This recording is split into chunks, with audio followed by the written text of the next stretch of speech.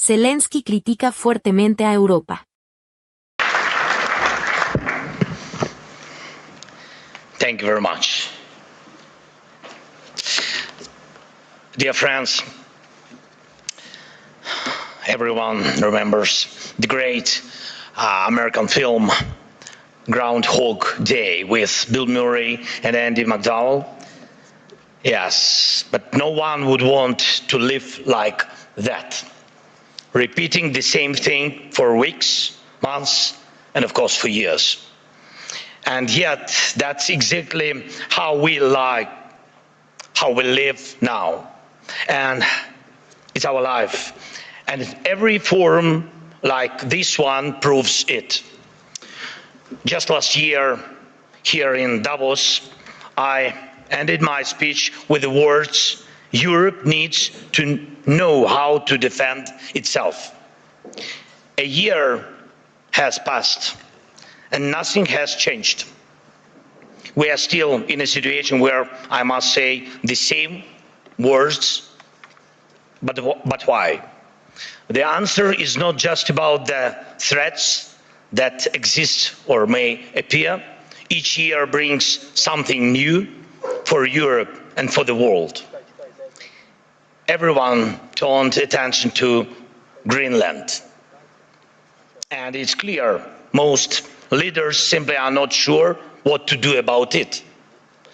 And it seems like everyone is just waiting for America to cool down on this topic, hoping it will pass away.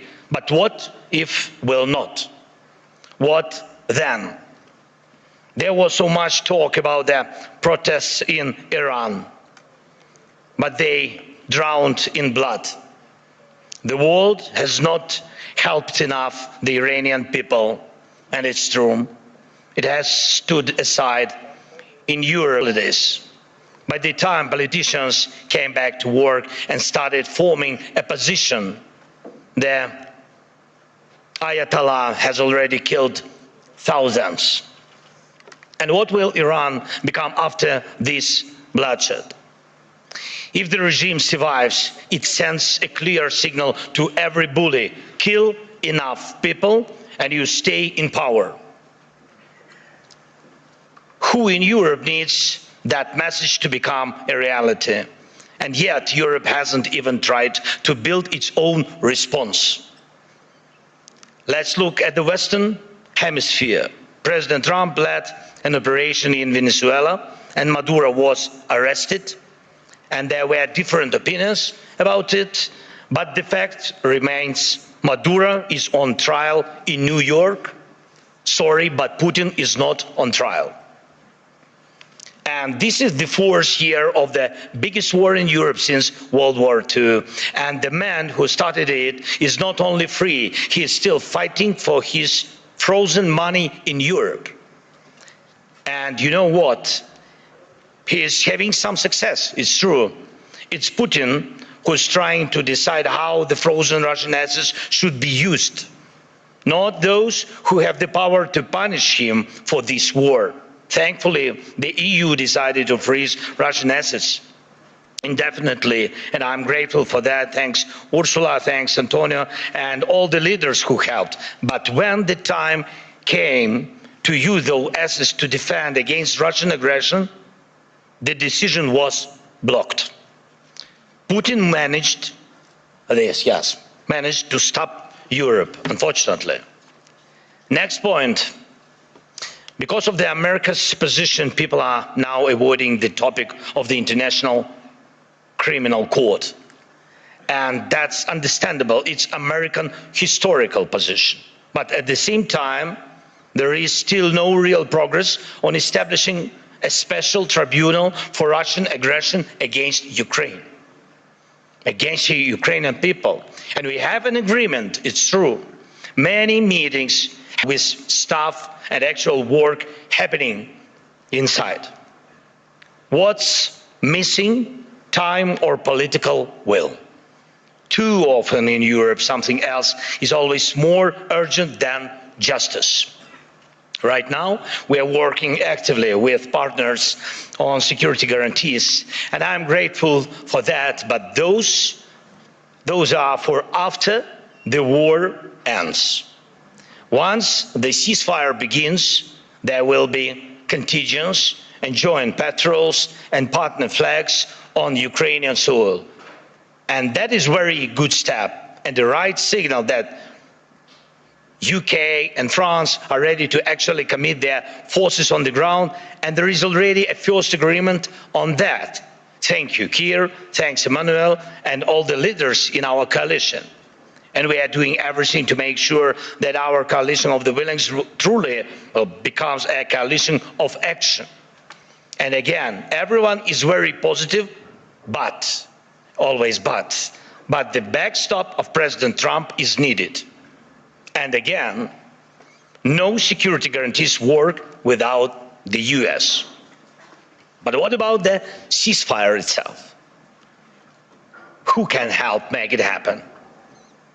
Europe loves to discuss the future, but avoids taking action today, action that defines what kind of future we will have. That is the problem.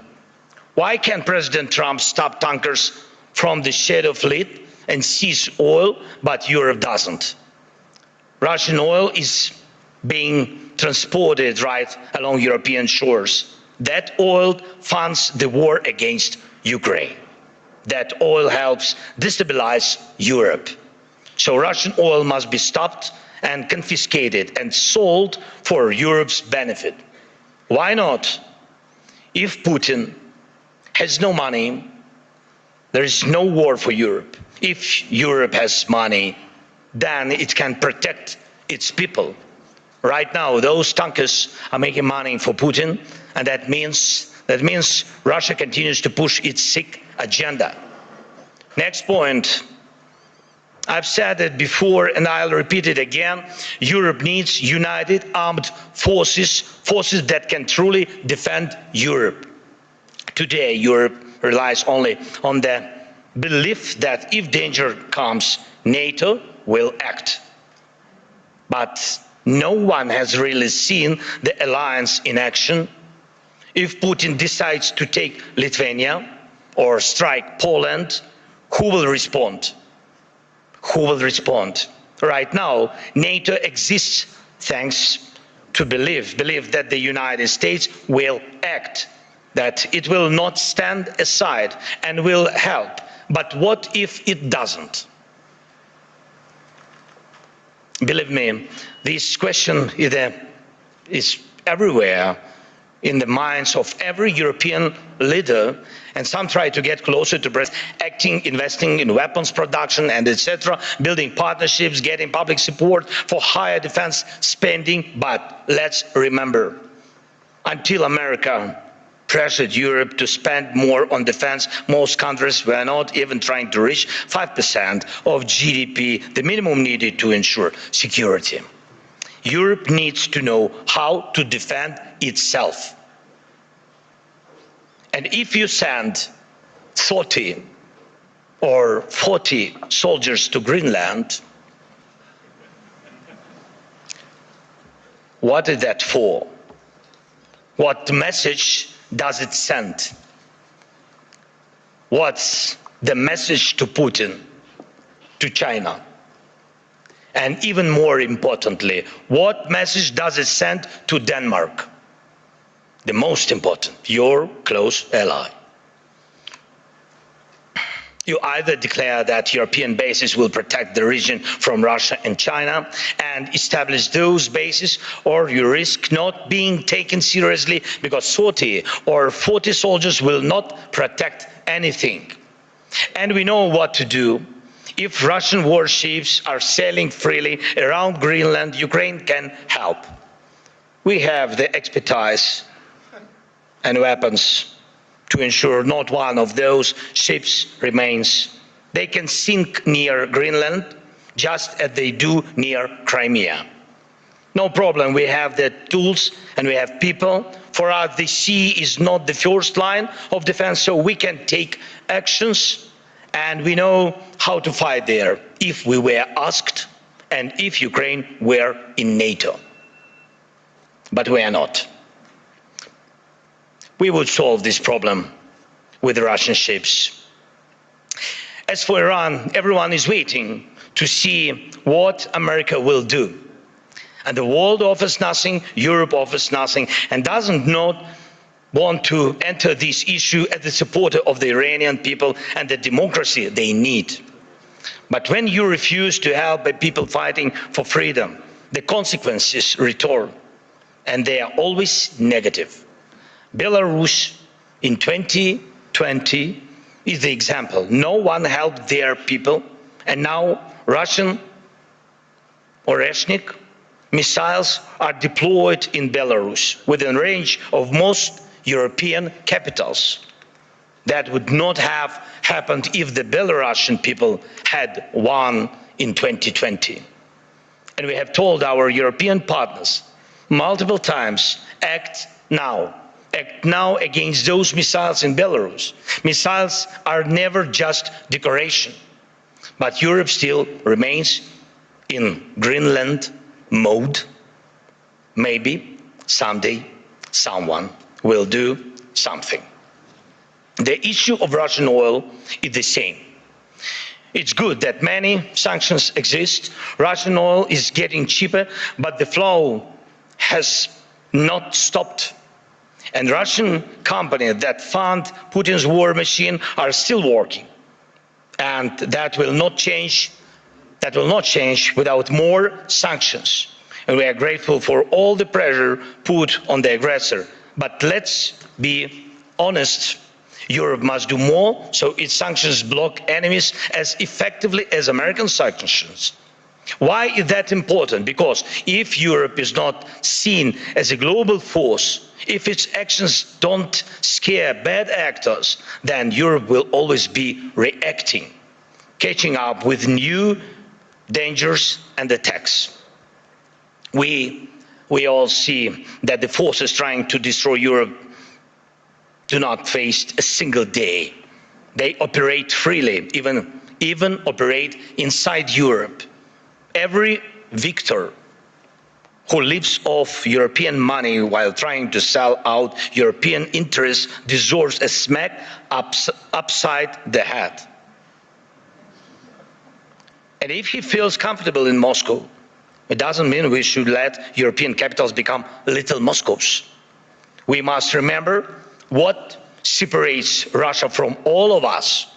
The most fundamental line of conflict between Russia and Ukraine and all of Europe is this: Russia fights to devalue people, to make sure that when dictators want to destroy someone, they can. But they must lose power, not gain it. For example, Russia's missiles are produced only because there are ways to bypass sanctions. It's true. Everyone sees how Russia tries to freeze Ukrainians. Now, our people, Ukrainians to death at minus 20 degrees Celsius. But Russia couldn't build any ballistic or cruise missiles without critical components from other countries, and it's not just China. Too often people hide behind the excuse that China helps Russia. Yes, it does. But not only China. Russia gets components from companies in Europe, the United States, and Taiwan. Right now, many are investing in stability around Taiwan to avoid war. But can Taiwanese companies stop contributing electronics to Russia's war? Europe says almost nothing. America says nothing. And Putin makes missiles. And I thank every country, of course, and every company that helps Ukraine repair its energy system. This is crucial. Thank you to all who support the Pearl program, helping us buy Patriot missiles. But wouldn't it be cheaper and easier to just cut Russia off from the components it needs for missiles production? Or even destroy the factories making them? Last year, most of the time was spent talking about long-range weapons for Ukraine. And everybody said that the solution was within range. Now, no one is even talking about it. But Russian missiles and Shaheeds are still here. And we still have the coordinates of the factories where they are made. Today, they target Ukraine. Tomorrow, it could be any NATO country. And here in Europe, we are advised not to mention tomahawks. Not to mention tomahawks to the Americans, not to spoil the mood. And we are told not to bring up Taurus missiles. When the subject is Turkey, diplomats say don't offend Greece. When it's Greece, they say be careful with Turkey. In Europe, there are endless internal arguments and things left unsaid that stop Europe from uniting and speaking honestly enough to find real solutions. And too often, Europeans turn against each other, leaders, parties, movements, and communities, instead of standing together to stop Russia, which brings the same destruction to everyone. Instead of becoming a truly global power, Europe remains a beautiful but fragmented kaleidoscope of small and middle powers. Instead of taking the lead in defending freedom worldwide, especially when America's focus shifts elsewhere, Europe looks lost, trying to convince the US president to change. But he will not change. President Trump loves who he is, and he says he loves Europe, but he will not listen to this kind of Europe. One of the biggest problems in today's Europe, though it's not often talked about, is the mindset. Some European leaders are from Europe, but not always for Europe. And Europe still feels more like a geography, history, a tradition, not a real political force, not a great power. Some Europeans are really strong, it's true. But many say we must stand strong, and they always want someone else to tell them how long they need to stand strong, preferably until the next election. But that's not how great power works, to my mind. Leaders say we must defend European interests, but they hope someone else will do it for them. And speaking of values, they often mean valueless. They are all like, we need something to replace the old world order with. But where is the line of leaders who are ready to act? Act now, on land, in the air, at the sea, to build a new global order. You can't build the new world order out of words. Only actions create real order. Today, America has launched the Board of Peace. Ukraine was invited, so was Russia, Belarus, though the war hasn't stopped. And there is not even a ceasefire. And I have seen who joined. Everyone had their reasons. But here is the thing. Europe hasn't even formed a united position on the American idea. Maybe tonight, when the European Council meets, they will decide something. But the documents were already signed this morning, and tonight they might also finally decide something on Greenland. But last night, Mark Rutte had spoken to President Trump. Thank you, Mark, for your productiveness. America is already changing its position, but nobody knows exactly how. So things move faster than we. Things move faster than Europe. And how can Europe keep up?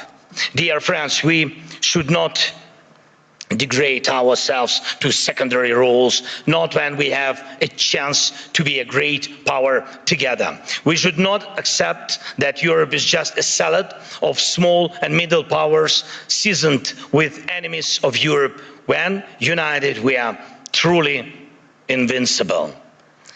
And Europe can and must be a global force, not one that reacts late, but one that defines the future. That would help everyone from the Middle East to every other region in the world. That would help Europe itself, because the challenges we face now are challenges to the European way of life, where people matter, where nations matter. Europe can help build a better world. Europe must build a better world, and a world without war, of course. But for that, Europe needs strength. For that, we must act together and act in time. And most of all, we must have the courage to act. And we are actively working to reach solutions, real solutions. Today, we met with President Trump, and our teams are working almost every day. It's not simple. The documents aimed at ending this war are nearly ready, and that really matters. Ukraine is working with full honesty and determination, and that brings results. And Russia must become ready to finish this war, to stop this aggression, Russian war against us. So the pressure must be strong enough, and the support for Ukraine must grow even stronger. Our previous meetings with President of the United States brought us air defense missiles, and thanks Europeans, they helped also. And today we also spoke about the protecting the skies, which means protecting lives, of course. And I hope America will continue to stand with us. And Europe must be strong, and Ukraine is ready to help with anything needed to guarantee peace and prevent destruction. We are ready to help others become stronger than they are now. We are ready to be part of a Europe that truly matters, a Europe of real power, great power. Today we need that power to protect our own independence. But you need Ukraine's independence too, because tomorrow you may have to defend your way of life. And when Ukraine is with you, no one will wipe their feet on you. And you will always have a way to act, and act in time. This is very important. Act in time. Dear friends, today is one of the last days of Davos, though definitely not the last Davos, of course. And everyone agrees on that. Many people believe that somehow things will work out on their own. But we cannot rely on somehow. For real security, faith is not enough. Faith in a partner, in a lucky turn of events. No intellectual discussions are capable of stopping wars. We need action. World order comes from action, and we just need the courage to act. Without action now, there is no tomorrow. Let's end this Groundhog Day. And yes, it's possible. Thank you. Slava Ukraini!